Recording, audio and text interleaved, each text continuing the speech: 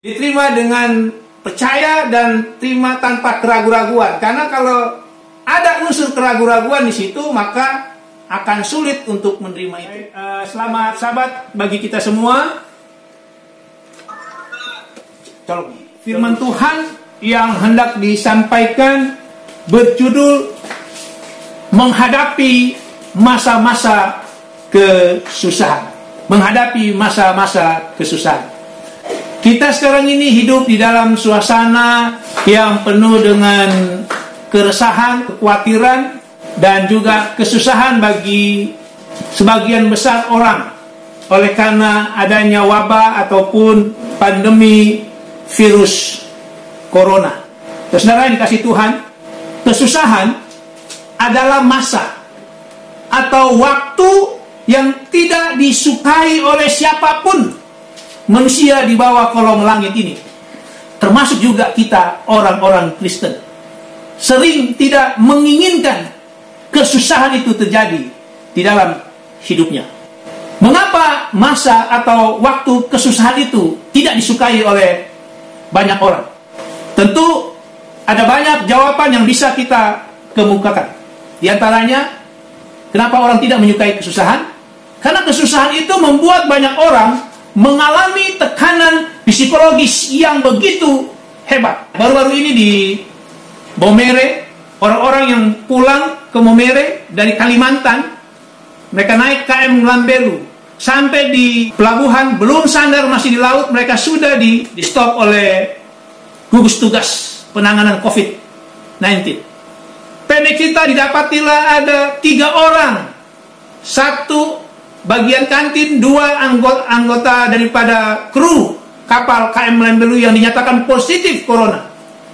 Lalu gugus tugas menyatakan tidak boleh kapal ini sandar. Maka banyak orang-orang yang sudah histeris, psikologis mereka tertekan oleh karena mereka sudah kepingin pulang ke kampung mereka.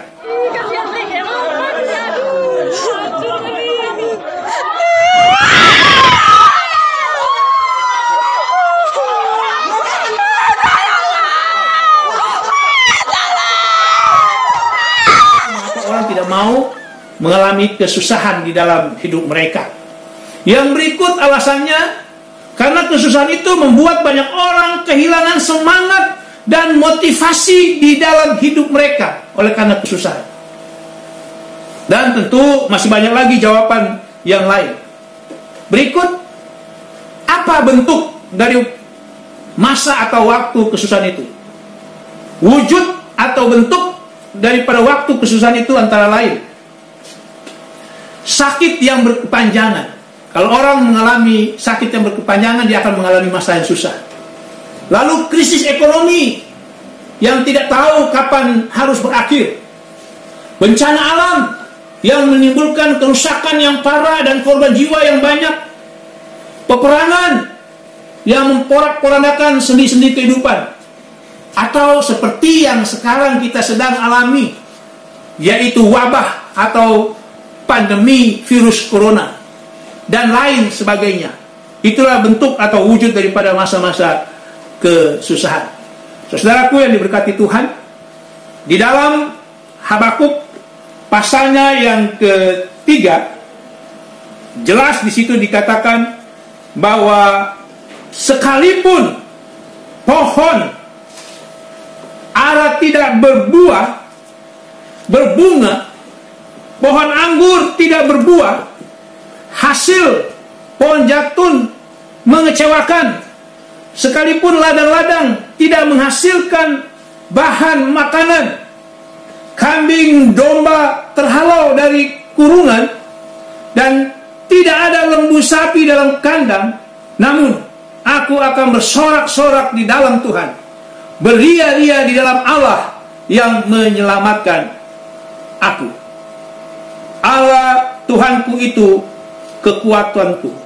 Ia membuat kakiku seperti kaki rusa. Ia membiarkan aku berjejak di bukit-bukitku.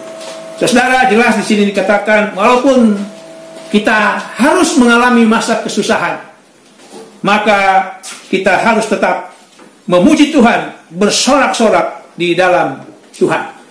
Saudara, Nabi Habakuk hidup di zaman di mana bangsa Israel sedang mengalami penindasan oleh penjajah, oleh musuh-musuhnya.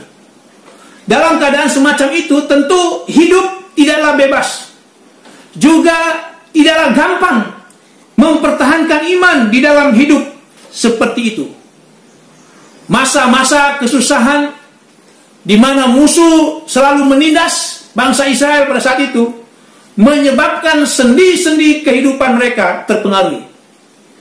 Ladang yang biasanya menjadi tempat yang mendatangkan penghasilan dan merupakan tempat tumpuan bagi kehidupan mereka tidak lagi membuahkan hasil. Kalaupun menghasilkan, dirampas oleh para penjajah. Ternak yang menjadi harta kekayaan terhalau dari kurungan karena dirampas oleh para penjajah. Tidak ada lagi simpanan bagi bangsa Israel. Sedangkan mereka, termasuk hambanya Nabi Habakuk, mempunyai kebutuhan yang harus terus dipenuhi. Bukankah hal-hal ini juga sedang melanda kehidupan kita sehari-hari ini? Banyak di antara kita, umat-umat Tuhan sekalipun, di mana pekerjaan mereka, penghasilan mereka berdampak negatif oleh karena kesusahan yang kita sedang alami, yaitu wabah corona. Pertanyaan berikut, saudara, bagaimana supaya ada daya tahan iman? Bagaimana supaya motivasi hidup kita tetap terjaga? Bagaimana supaya dalam waktu kesusahan ini kita tidak kehilangan iman dan motivasi hidup kita? Pada hari Sabat Tuhan yang diberkati ini, kita akan belajar berdasarkan pengalaman yang dialami oleh bangsa Israel, yang dialami oleh hamba Tuhan Habakuk. Yang pertama, di dalam ayat bersautan kita, di ayat 1 dan 2 daripada Habakuk pasal 3. Di situ dikatakan ada doa daripada Nabi Habakuk. Tuhan, telah ku dengar kabar tentang engkau dan pekerjaanmu yang Tuhan ku takuti. Hidupkanlah itu di dalam lintasan tahun. Nyatakanlah itu dalam lintasan tahun. Dalam murka, ingatlah akan kasih sayang. Saudara, hal yang pertama yang perlu kita buat di dalam menghadapi masa-masa kesusahan ini, kita harus berdoa kepada Tuhan. Saudara, berdoa kepada Tuhan merupakan cara pertama, cara terutama, dan cara terpenting yang harus kita lakukan ketika kita berada di dalam masa-masa atau waktu kesusahan. Di dalam doa tentunya kita akan meminta kepada Tuhan agar Tuhan datang menolong, agar Tuhan campur tangan dalam kesusahan hidup kita. Saudara, doa bukanlah alternatif yang harus kita ambil karena sudah tidak ada pilihan lain. Doa bukanlah alternatif, tetapi doa harus menjadi cara hidup kita sebagai umat Tuhan. Doa harus menjadi jembatan bagi kita untuk melangkah memasuki hadirat Tuhan. Saudara yang diberkati Tuhan, doa harus menjadi cara kita untuk mendapatkan motivasi hidup dari Sang Pemilik hidup itu sendiri. Sehingga ketika kita mengalami kesusahan, kita tidaklah menjadi lemah iman, kita tidak kehilangan gairah serta motivasi dalam hidup kita. Inilah hal yang pertama yang perlu kita lakukan, berdoa kepada Tuhan. Lalu selanjutnya di dalam Habakuk pasal 3 ayat 17 dan ayat yang ke-18 dikatakan, sekalipun pohon ara tidak berbunga, pohon anggur tidak berbuah, hasil pohon zaitun mengecewakan, sekalipun ladang-ladang tidak menghasilkan bahan makanan,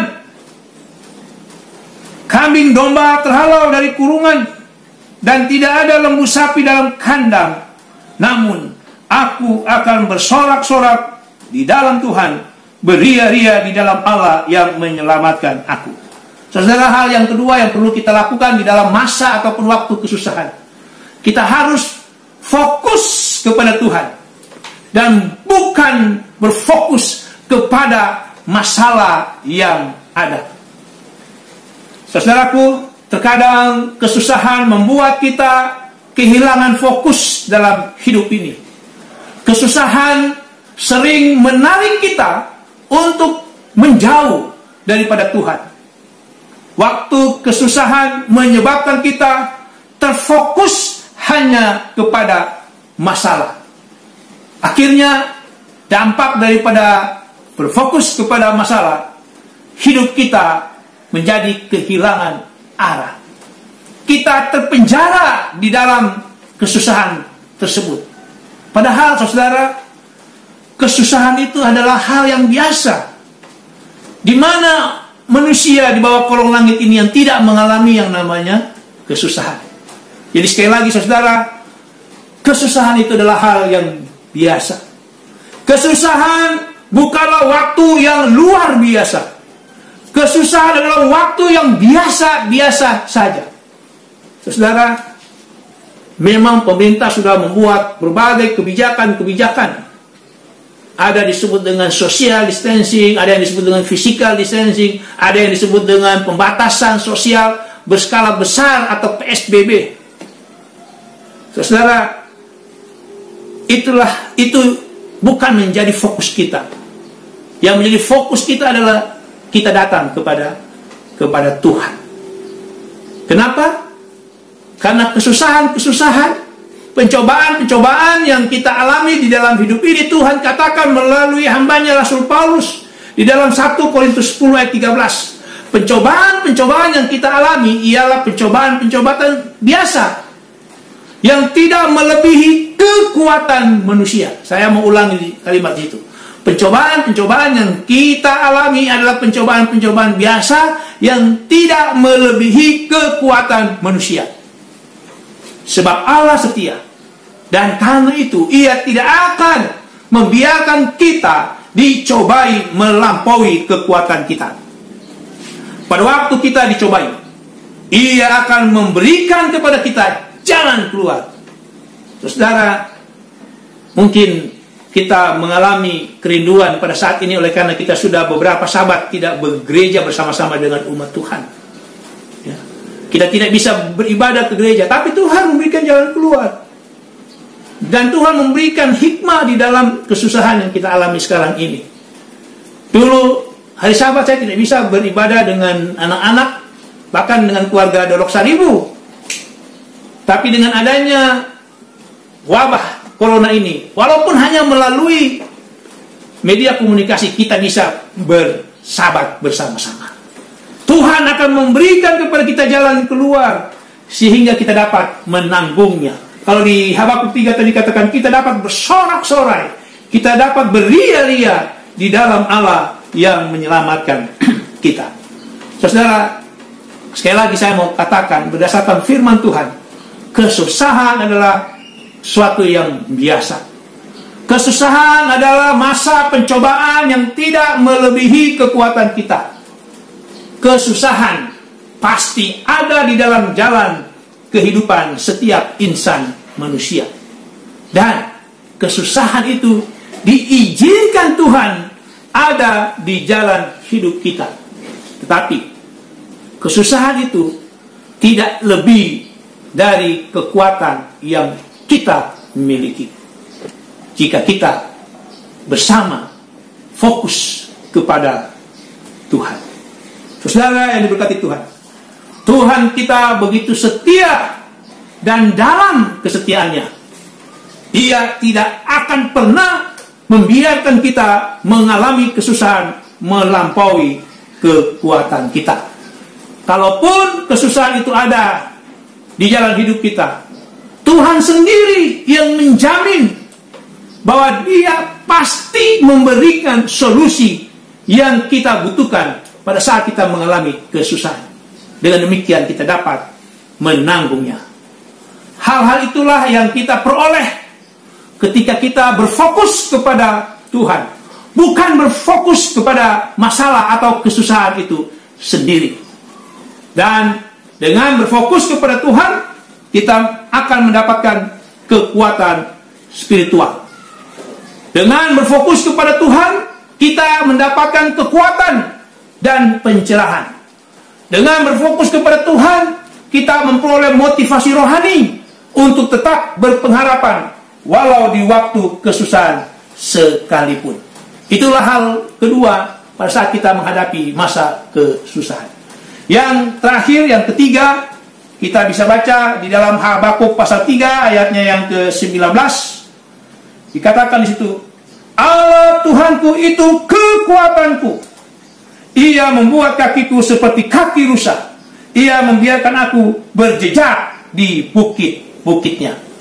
Hal ketiga yang kita harus buat dalam menghadapi masa kesusahan, kita harus mengandalkan Tuhan. Harus mengandalkan Tuhan. Saudara, dalam kesusahan kita tidak bisa mengandalkan harta kekayaan. Di beberapa media komunikasi diceritakan ada sekelompok orang-orang kaya di Jawa, kalau tidak salah Jawa Tengah, mereka mengadakan perkumpulan, lalu diberitakan di situ bahwa hampir sebagian besar dari kelompok orang-orang kaya ini terjangkit atau terpapar virus corona. Bahkan ada beberapa orang yang sudah meninggal oleh karena wabah corona. Dan mereka itu bukan orang-orang biasa. Mereka adalah orang-orang kaya, bahkan ada dikatakan adalah termasuk konglomerat yang ada di Indonesia, salah satu konglomerat. Saudara, dalam kesusahan kita tidak bisa mengandalkan harta kekayaan. Dalam kondisi sekarang ini, wabah ataupun pandemi corona, kita tidak bisa mengandalkan harta kekayaan. Karena faktanya harta kekayaan pada saat kita mengalami kesusahan, pada akhirnya juga akan habis. Kalau kita sakit berkepanjangan, berapa banyak harta kita pasti akan habis. Dalam waktu kesusahan, kita juga tidak bisa mengandalkan manusia. Karena faktanya manusia juga terbatas. Dalam kesusahan yang bisa kita harapkan dan kita andalkan, satu-satunya yang kita bisa harapkan dan andalkan di dalam kesusahan hanyalah Tuhan. Di dalam Yeremia pasal 17 ayat 7 dan 8, itu sebenarnya ayat intinya tadi agak salah. Yeremia 17 ayat 7 dan 8. Di situ dikatakan, diberkatilah orang, Yeremia pasal 17 ayat 7 dan 8. Diberkatilah orang yang mengandalkan Tuhan, yang menaruh harapannya pada Tuhan. Jadi kalau kita mengandalkan manusia, kita terkutuk.